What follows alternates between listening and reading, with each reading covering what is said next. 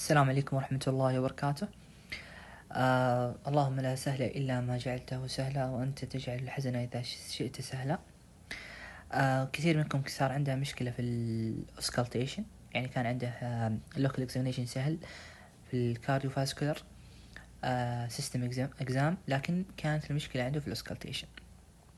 طيب، منكم كلمني يبغاني أشرح الهارت ساوند، فسويت كذا ملخص بسيط وحلو إن شاء الله يوضح عليكم ويوضح لكم طريقة تقسيمة الهارت ساوند، إيش المشاكل اللي مرتبطة لها وليش قسمناها، وإن شاء الله يكون الموضوع سهل وبسيط.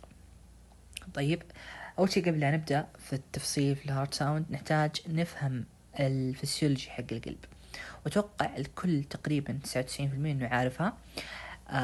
فنبدأ بس كريفيو بسيط وسريع على الهارت كيف يشتغل، وبعدين نبدأ بالهارت ساوند إن شاء الله. طيب، الحين احنا نعرف انه عندنا حاجة اسمها فين، تمام، حاجة اسمها ارتري. الفين اللي هو الوريد اللي يورد للقلب، وهو غالبا يشيل الدم اللي ما فيه اكسجين او الانكسجينيشن. طيب، والارتري اللي هو طالع من القلب يودي للجسم كامل، تمام، وهو شايل الاكسجين معه. حلو، يعني هذا الفرق بينهم.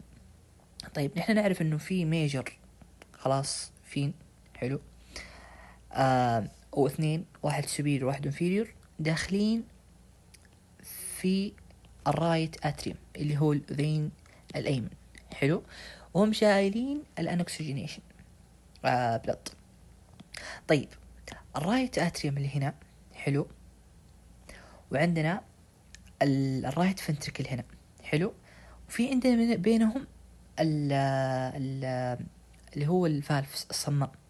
فخش الدم مع السوبيريور انفيريور في نكافة للرايت اتريوم، تمام، مع الترايكاسبيد فالف دخل على الفنتركل اللي هو الرايت فنتركل. الرايت فنتركل بيضرب لنا او يصير كونتراكشن او يسبب لنا سيستول، فينقبض. فاذا انقبض طلع فوق ودى الدم الغير مؤكسج للرئة من خلال الصمام هذا، يسمونه بالمنري.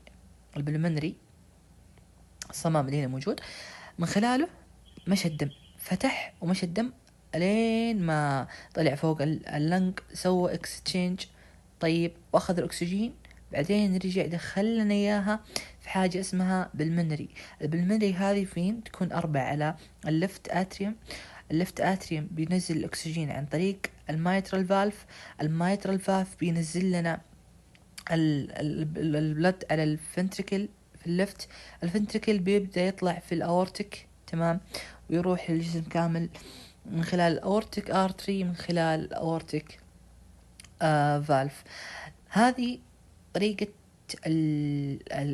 الكارديو اللي هي في طريقة نقل الدم.